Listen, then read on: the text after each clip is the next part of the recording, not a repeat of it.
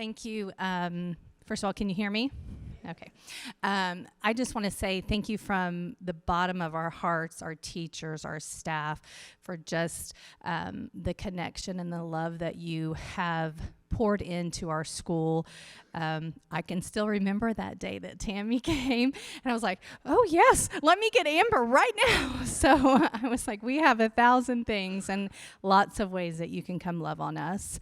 I want to play a video for you. This was our enrollment video last year, just so you can see our kids' faces and our teachers' faces and just some of the things that are important to us at McClure. Before I start that, just to give you a visual, our boundary runs from I-44 51st to 71st South, from Lewis to Riverside. There's a small L that Marshall serves from 61st and Utica to Riverside. But the rest of it, it's like a 2-mile radius that we serve. And in that population, we serve 28 Section 8 apartment complexes and a high level of families in trauma and poverty, but parents really working hard to give all they can to their students and their families, and really, I know, appreciate the support that we give at McClure. So I just want you to see our kids' sweet faces. So I'm just going to press play, I think. And in the background of the video is like a song that McClure students and teachers came up with. So they wrote it and they're singing it. So it's our kids' voices and our teachers' voices.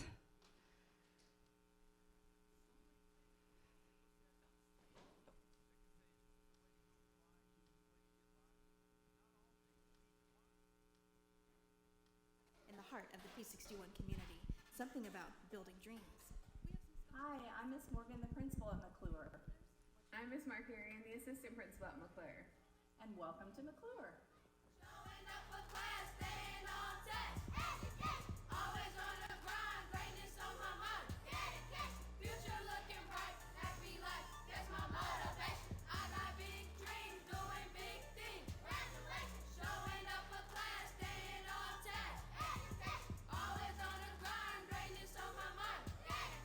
Future looking bright, happy life, that's my motivation. Yeah, whenever you're at McClure, it feels like whenever you're here, like you belong here, and this is a safe place for you.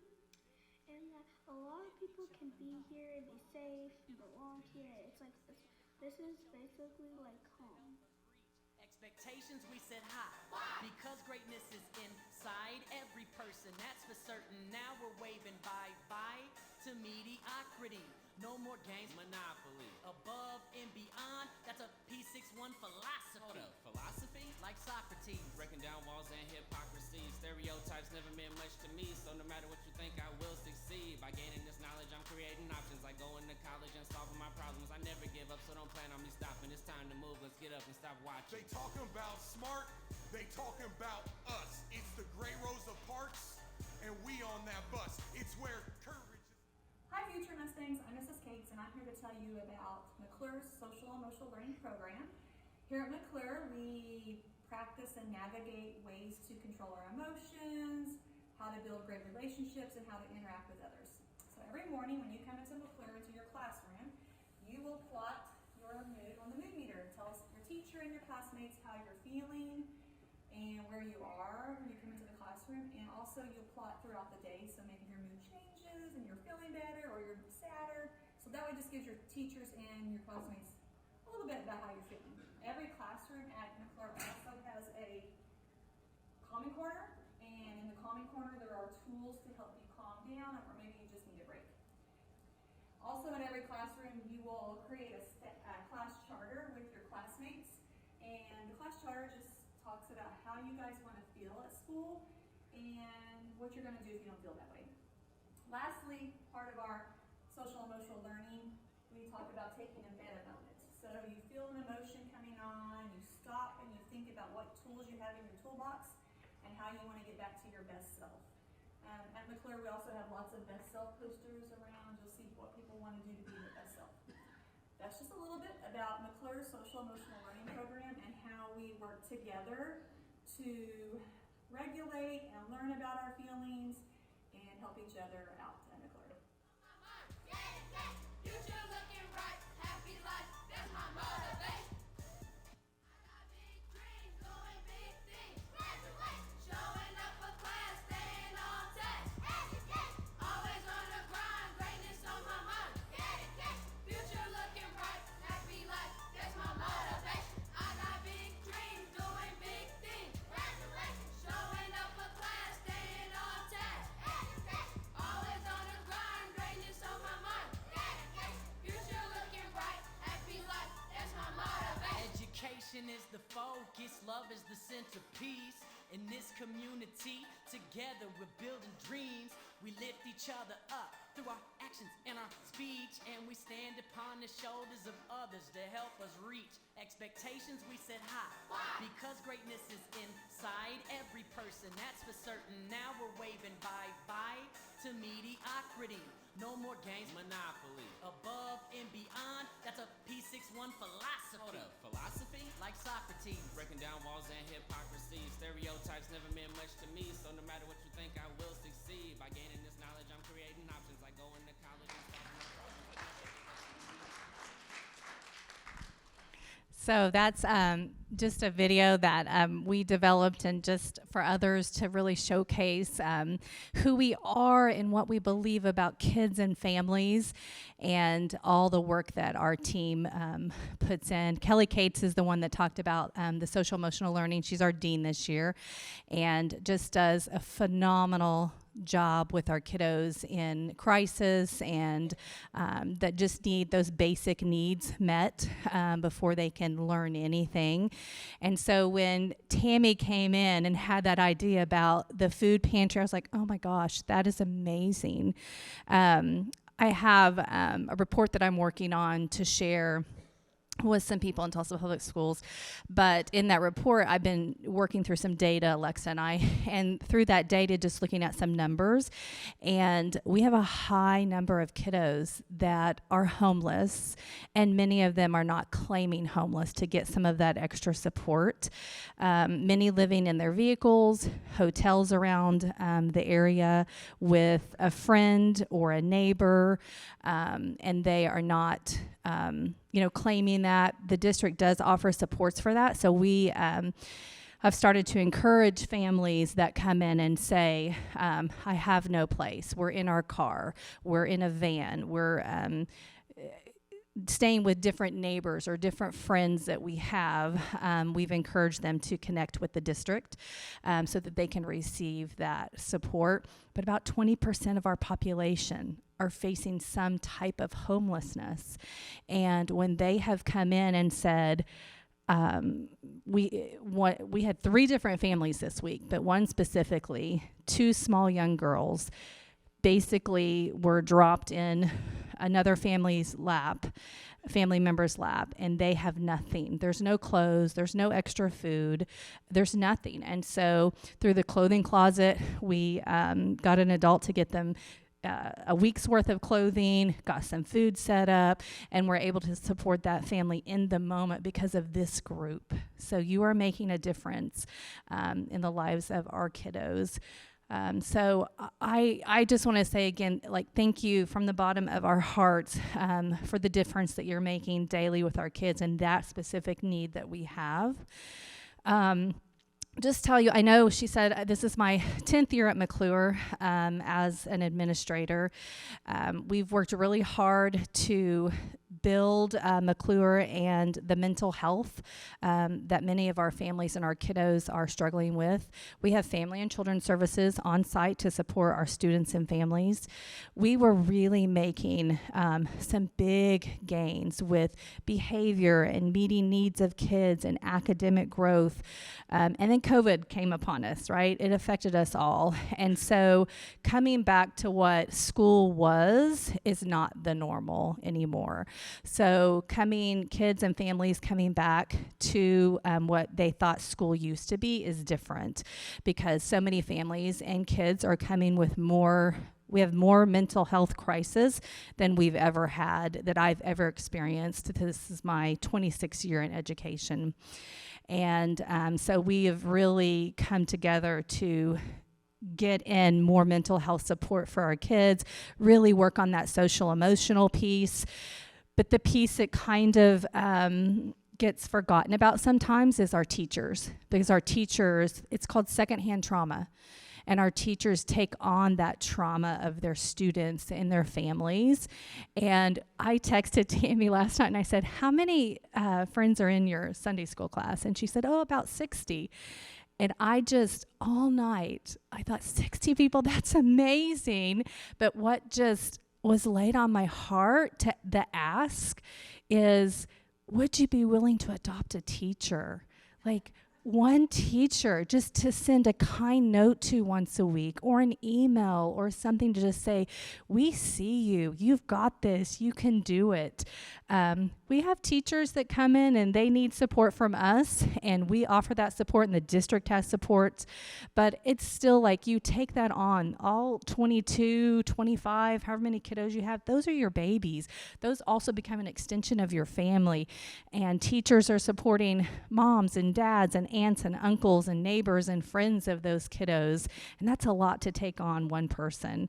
And I just thought that would be amazing if our teachers got poured into to just say, we see you, we hear you, we see the good work that you're doing. So that's a big ask, I thought, when Tammy said, talk about the things that you could do. Like, yes, our clothing closet. Yes, our food pantry for our families. And any, if someone in their heart says, I would just love to come shelve some library books, or I'd love to come sit in a classroom and work with a small reading group. What I would say, listen to like what God is putting on your heart, and I'm sure there's a need for that. Whatever God is putting there, there's going to be a need for that. But ultimately thinking about how do we also, we're loving on our kiddos, we're pouring into them. How do we pour into our teachers? How can we love on our teachers? That doesn't have to be monetarily. It doesn't have to be finances. It can be a kind note to just say, we see you. We see the work you're doing. And that could be, through email or little postcard or something. Tammy's there all the time. She could bring them. So Tammy and Janet both. So what would you add, Alexa? Most of it. You covered just about everything, but we definitely use the emergency food pantry was a great idea. We're definitely utilizing it a lot for those families. We do have the food on Fridays that families get to take home, but throughout the week, it's just great to be able to have that extra for if a family does come in and say hey, we're bouncing from house to house right now. We don't have any money to get food. Is there anything Amber, our social worker, is able to go right there and just pick out some things, or have the family pick out a few items for them to take home that day. Sorry. And then, just our teachers, I really think hopefully you guys know, but there's a very big teacher crisis right now just in the entire United States, but in Oklahoma specifically, it's pretty severe. So we were not fully staffed for any of the first semester. Coming into the second semester, we do have all teacher positions filled, which is amazing, but we still have some support staff vacancies, so we're not operating with a full staff at this time, or at all during this year. So that means a lot of our teachers or support staff are taking on other roles to support and to make sure the building is still running and kids are still learning and it's operating at its full capacity so that kids can reach their potential. But that means that they're taking extra things on and they're taking things home.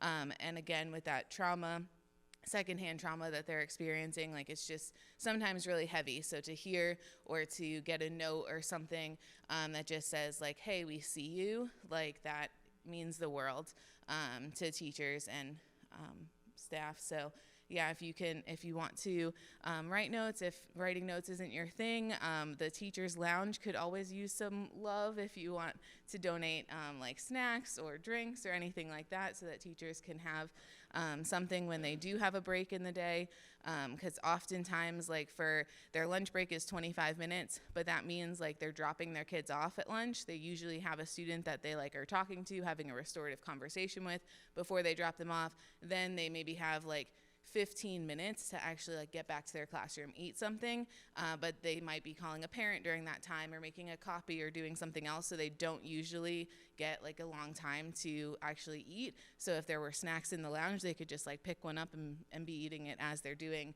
their other things to support kids. So yeah. I would love to answer any questions you might have. Yes. I currently do not have, I did have some statistics on that, thank you. I currently don't have any Teach for America teachers in my building. Traditionally at McClure, we have had Teach for America, but the longest, they have stayed is about 3 years. Alexa is alum Teach for America, so I'll let her specifically speak on that. So yeah, I came to Tulsa with Teach for America in 2016, and I was a teacher at Hawthorne Elementary. The core has gotten significantly smaller because of the teacher crisis across the United States. So the core for Teach for America this past year was only 30 teachers that came to Tulsa, and they put those teachers in north side schools. So they didn't, they clustered the teachers together so that there'd be multiple Teach for America teachers in each site so that they'd have people to learn from. But they chose specific schools for those teachers to go to. So we didn't have the opportunity to have any Teach for America teachers. But the other alternative pathways are Tulsa Teacher Corps, which has been amazing. It's like Tulsa's public schools like own program to develop teachers that aren't certified traditionally in teaching. And then also like emergency certification, which also means like teachers that did not have a background in education coming to be a teacher and having to take like some tests and things like that as they go through their emergency certification. And Tiffany has some stats on those alternatively or emergency certified teachers in our building. And just to give kind of a vision, she's a 2016 alum. How many were in your group in 2016? In my group, there were 106. So to put that in perspective, 106 to 5 years later, 30. So it's huge. Tulsa Public Schools. A 9. District 9. Jamie Fowler.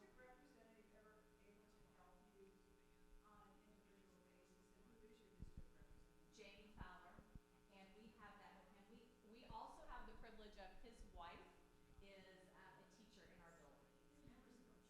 Oh yeah. So Sandy Carnes is her name, and they have talked, and he is set up a fund for us for our community events, so that we can bring in parents and families. He's also set up a fund to honor like our Teacher of the Year, so that they receive a financial bonus, which has been amazing. So yes, District 9, Jamie Fowler. Yes.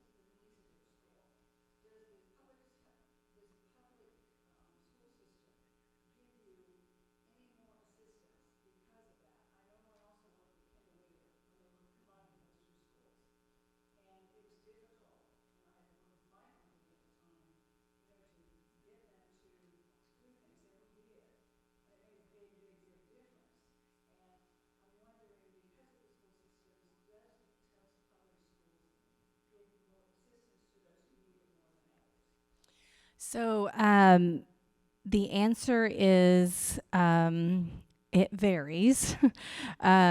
We get what's called title dollars, but that's from federal dollars, not district dollars. It really ties back to money and people and time. And there's a formula where you get your allocations for the number of teachers, assistant principals, counselors, who are you going to have in your building. And then as I get title dollars, which is based on free and reduced meals, and we're 100% at McClure, then title dollars come in, and then I have to then with my team and my leadership team be a good steward of that money and decide what are the needs of our community, what do we need to pay for.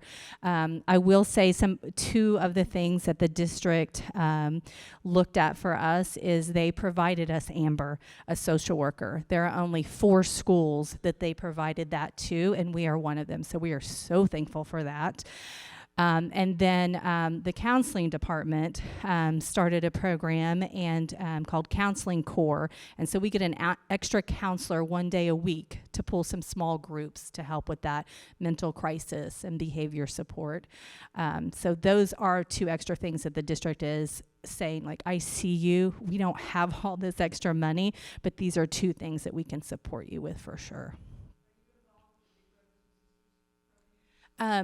We have reached out to some, and we did have a teacher last year that actually was a big sister, but we don't have a lot of connection, and I think that is probably because of our transient population. So to put that into, I do visual, so to put that into a visual, we think about a classroom of first graders that may start in August with 20 kids. By the time I finish in May, I still have 20 kids, but maybe 5 or 6 are the ones that started in August. So our population, the door is constantly revolving. I think we got like 12 new kids in the last week, and lost just as many.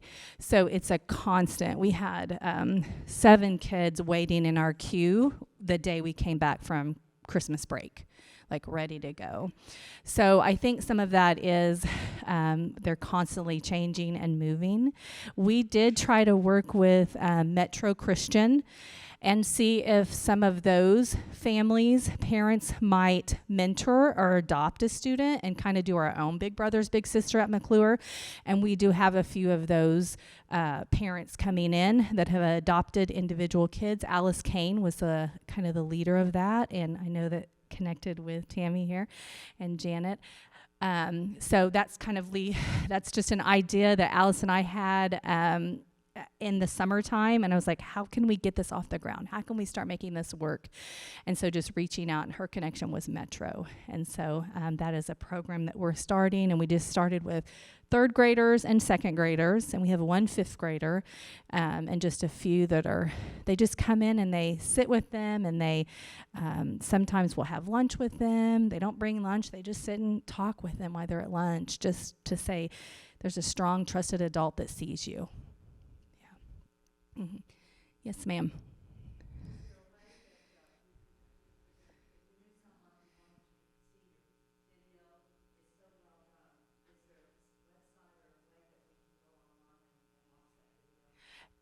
I don't know if it's on we have it on our Facebook page, but it used to be on our web page, but I think it's changed. But I am happy to, we can get it on our Facebook page and pin that to the top. I can send a copy to Tammy. However we can make that work, absolutely. Yeah. Yes, ma'am.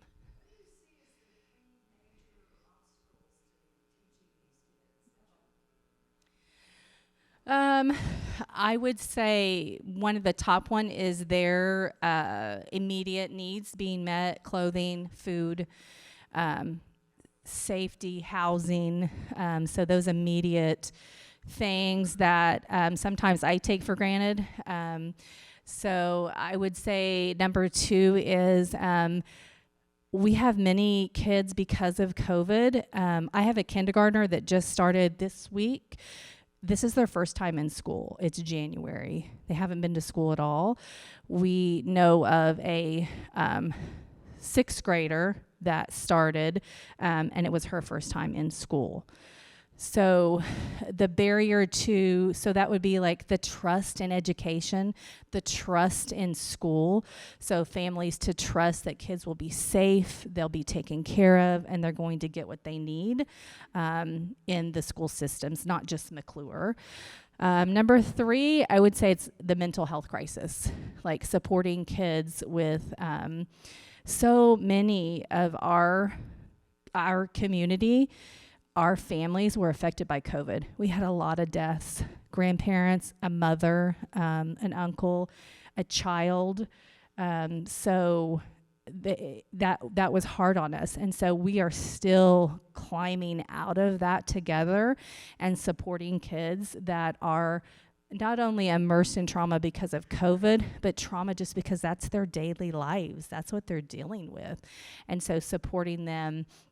And a lot of times we do have extreme behaviors because they know we're safe. They know that we're going to love them even when they, have a hard day or they're not too kind or they don't present their best selves. We talk about best selves a lot, and we talk about who are you when you're your best self? How can we help you get back to your best self?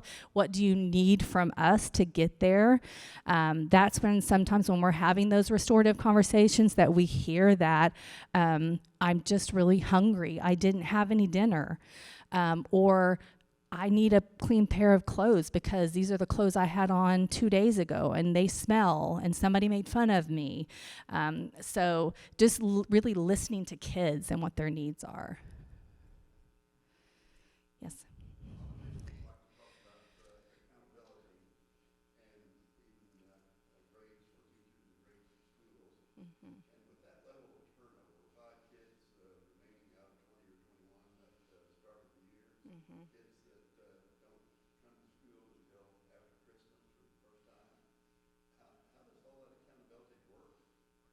So we're still held accountable.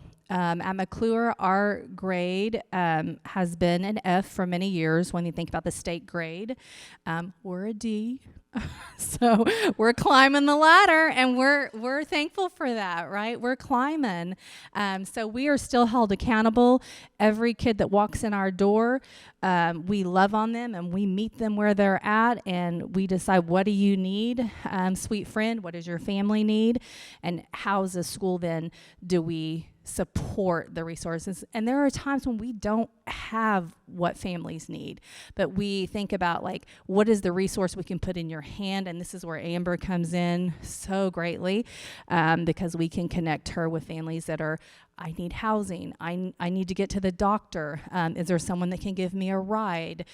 So making those kinds of connections. So anyone that comes through, they are ours, and we are held accountable for them from the moment they become ours.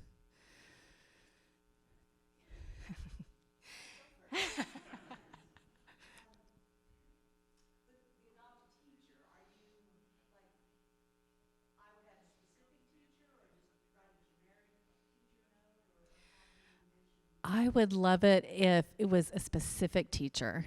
And then they said, I'm sorry, I can't read your name, Kim.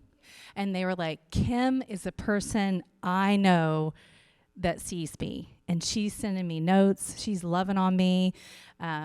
She's praying for me, whatever, and maybe it's Tiffany Morgan. It wouldn't be me, but Tiffany Morgan that you're connected with. And you know that that's who you're praying for every week. That's the person that you're sending those notes to, you're thinking about. You're just pushing up for good thoughts. So if that's something that you want to do, I can definitely get that list of names, maybe go through Tammy and just put teachers' names, and I could put a little, actually, we have flyers that have kids, has the teachers' pictures, just a little bit about them, what grade they teach, so we could also include some of that as well.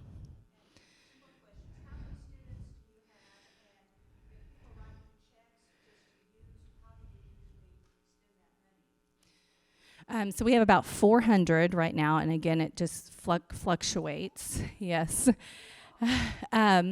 The Tulsa Foundation for Schools has been amazing. If someone does feel in their heart, I want to just write a check, they can earmark it for, I want this specifically to be for community events to bring in families. I want this specifically to be for a lunch for teachers. I want this specifically to be for an event just for kids. I want every kid to be able to participate in that, whatever the school sees. Or it can be, I want the principal to make the decision on how this is spent for kids, for teachers, for a community event. Yes. Alice Kane's husband works in investments, and they established a McClure Foundation so that you may give money to the foundation directly, and it will for sure be used at McClure. And I want you to talk about the foundation and what you refer to as your McClure partners. So the foundation, so Alice started a 501c3 for us probably 6-7 years ago. And again, it was just, she was driving by and just felt led to walk in, and we just started having conversations. And then we have the Tulsa Foundation. So we have both of those opportunities. And when we say community partners, anyone that wants to come in and love on our students, our community, our teachers, they're our partners. Some of them are like, I don't want to be an official Tulsa Public Schools partner. I just want to love on McClure. And I'm like, come on, we'll use you. And we have partners that are like, my heart says that I just really want to be praying for you. That's fantastic, because we need that. We've had some churches say, we really just want to focus on McClure. We want to come do a prayer walk on a Saturday or Sunday, and they've done that. We have a church that just dropped off, and they said, we just want to provide Kleenex for you, Kleenex and Lysol wipes. And so they're providing that. So it's what you feel is a need there, and as we come up with needs, I send out an email, and Tammy is on that, and just say, hey, we have this amazing opportunity for our kids. Would anybody be willing to provide this? So every month we do a what's called a PBS, a Mustang cart, and then a Mustang, an experience, because our kids don't have a lot of experiences outside of where they live. And so the Mustang cart is, they earn Mustang bucks during the day, and they get to take their bucks and they get to go, and Alice manages this room. She's done amazing.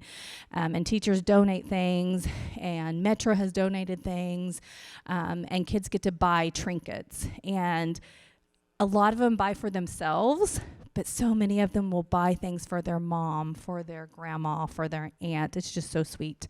And then we have experiences, so they can buy an experience. So the experience coming up in February is they're going to have a Valentine's dance, and there's going to be cupcakes and music and just a fun time. We've done experiences where this month we're doing desserts with the principal. So I'm going to get desserts and just have kids sit and talk and play music, just to have fun. We've done a concert before. We had a band to come in and play some songs, and the kids thought they were at a concert. It was really fun. We've had basketball experiences before, where they get to play basketball against their teachers. So just fun opportunities for kids. So those are some of the community partnership. Yes. PBIS is positive behavior incentive system. So having recognizing students for meeting or exceeding expectations in the classroom. So that's whether that's behavioral or academic. So if they're participating actively, they'll earn a Mustang buck for that, and then they'll spend those Mustang bucks at the store or for the experience. Thank you for that. Would you talk a little bit about truancy, attendance, how that works, and the reward system in place for that, please? I can't remember the last percentage. I think we were at 42% chronic attendance when I last looked. To be chronically absent, it means you have missed 10% of the time we've been in school. So even by September, we were I don't know, 20% chronic attendance. So, and once you're chronically considered absent, it stays with you the entire year. But Amber, our clerk, many on my team do a really great job of trying to call families, get families in. That's a lot of times when we learn that they are homeless or experiencing some kind of homelessness. And so we do a lot of calls. How do we support you? Where are you? We do home visits. We're knocking on doors. How can we help you get them to school? What do you need? The district provided us bus stops this year, so that's something we've never had. So that's been amazing. We have kids that are getting on the bus. We have about a little less than 100 utilizing that. But that's been really beneficial for our families that we are a walking community. Many of our families do not have transportation. And so walking is what they do. That's what their children do, whether it's snowing, raining, hot, that's what they do. So the attendance incentive that she's talking about is popping popcorn. So these gals will come out and they will pop popcorn, and we have challenges for our kids if you can get to school and be on time as a class. So that way when you do have someone experiencing homelessness, they still get that popcorn, right? They're still a part of that because the class has worked really hard for everybody to be here and be on time. And so every week Amber pushes out like who's earned their popcorn party this week because they're coming to school. And we really try to figure out what are the barriers keeping you from school. Some of the things we've heard is my kids don't have clean clothes and I don't have laundry money. We have a washer and dryer at the school, so Amber works with those families. We've gotten laundry soap donated before. One time I put out a call last spring to just say, would anybody be willing to donate a few things of laundry soap? We're finding that we're having to wash clothes more and more for families. So we don't wash all of their laundry. We wash what the kids need, and we will wash a few things that their adult needs as well. And Amber helps facilitate that, washing, drying, and getting that back to them. So a lot of needs that we're supporting.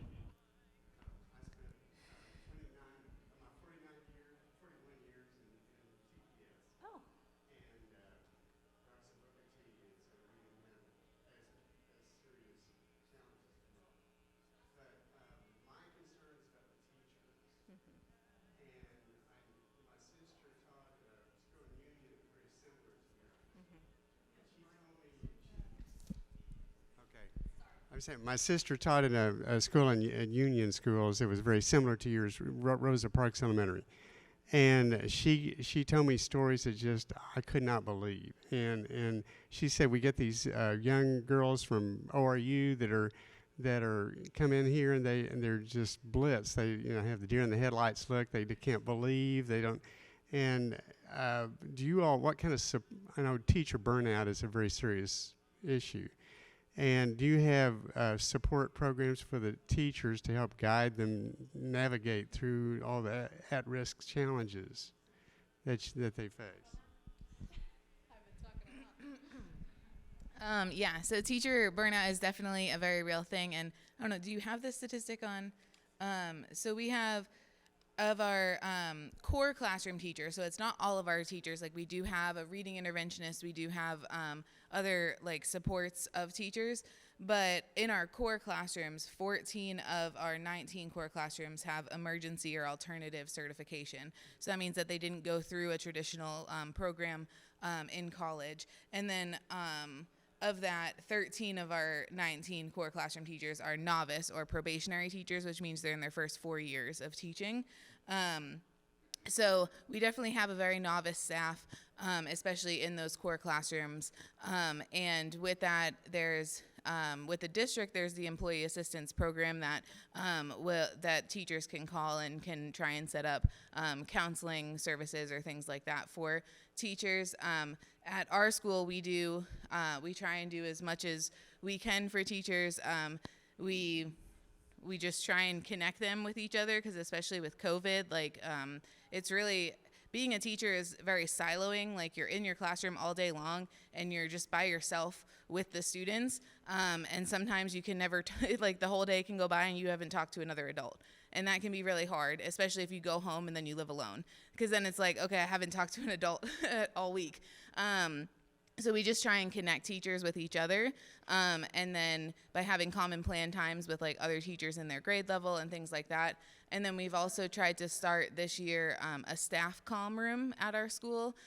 So that's having like just like a space for teachers to go. Tiffany purchased some beanbag chairs, and we had one of our teachers make this like big like coloring poster that teachers can like color in, and just try and have like a space for them to go that's kind of calming if they have a break in the day or if they need a break in the day, because we do allow like on our we have a group text with every teacher with our admin support on there, and they can message for like behavior support for students, but they can also message if like they're in crisis themselves and they need a break. So they say like, can somebody come cover my class for 5 minutes?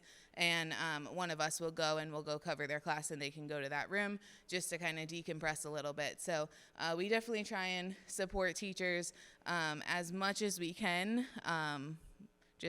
We also have an instructional coach at our school. She taught at our school for 5 years, and now she's our instructional coach right at our school. That's something we wrote a grant last year to have her. We have her part-time, but she supports teachers instructionally to help them with planning and with the curriculum and instruction in the classroom. And then that is like a support for teachers because, I don't know. The district provides, if you're in your first 2 years, they provide an instructional mentor from the district. We have one that I think she has 7 schools that she supports, and the number of novice teachers that we have, and works with them on curriculum and lesson planning and behavior support. So there are lots of supports that we pour in to each other. We have managed our building where we really do a lot of collaborative leadership. So leaning into a leadership team, we'll go to them and say, hey, who can support this grade level? We do a lot of peer observations. Hey, I want to go see what this teacher is doing during reading time, or how she handles small group time or community time. So they observe each other. It's a very collaborative space. We do a lot of listening to teachers, a lot of surveys to see like, what do you need? And sometimes we'll say, I don't know what I need. And so that's when we kind of rally around the troops and figure out how we can support that teacher. Certified teachers, we have 29 teachers, and then with support staff and everybody in our building, we have about 72, 73. That includes like cafeteria workers, custodians, our counselors, and things like that. So 29 certified teachers, and then support staff, and everybody else in our building, we have about 72, 73. Which would include teaching assistants, paraprofessionals working with special ed students. So at McClure, everyone is of equal value, and everyone holds the same status. Everyone is an educator in our building, from our certified teachers to our support staff to our custodians to our cafeteria. They're all involved in that kiddo's education.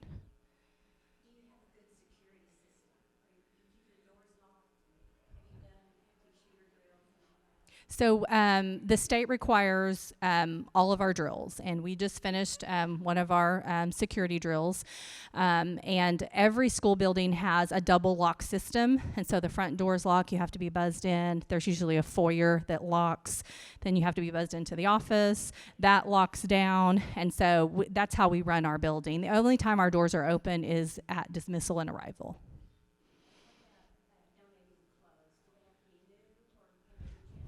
They can be gently used.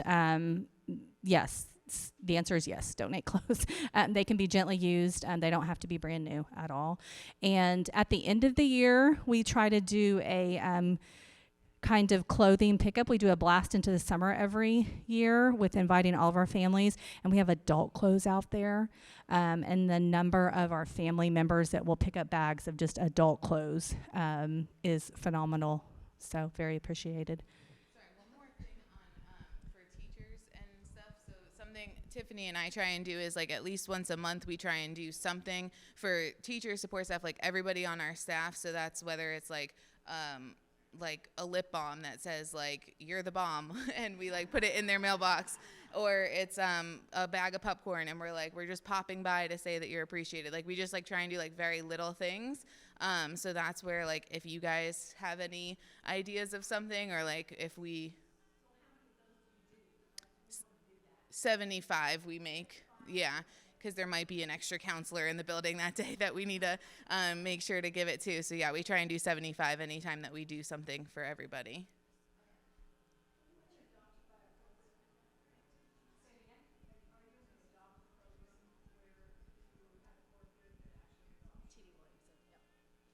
Yes, TD Williamson has adopted us, and they are also very supportive and very generous. Pre-COVID, they had more opportunity for them to come to the building more, but since COVID, I know the workforce is down across the nation, but they are one of our community partners that I will, send that email to. They provided hot chocolate for every student and teacher, and then Tammy and her crew came and put it together, cups and hot chocolate and candy canes. We were just like, we want to love on everybody, and that was the idea we had. And TD Williamson provided the supplies for that. And then Tammy and her crew came and put it together, and we got it out to kids and staff.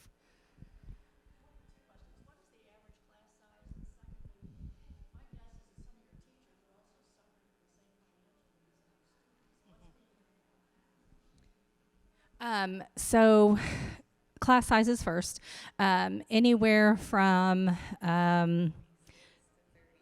26 to 32. And again, it fluctuates all of the time. And then our teachers, we had a partner donate Thanksgiving meals to any teacher support staff that wanted it.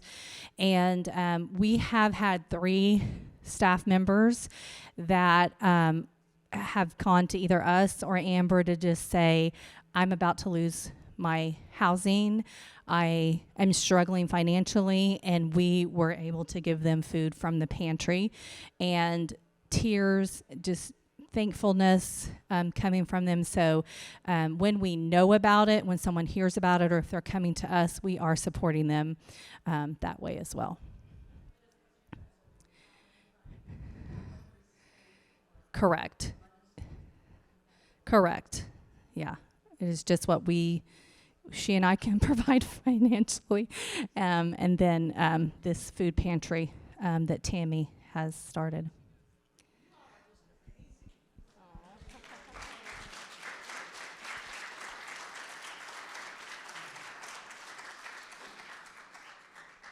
We could.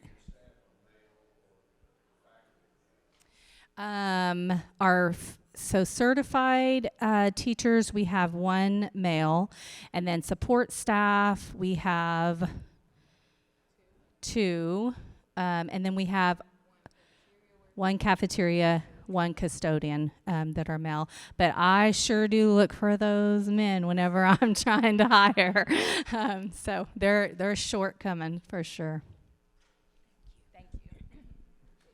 Thank you for coming. I want to,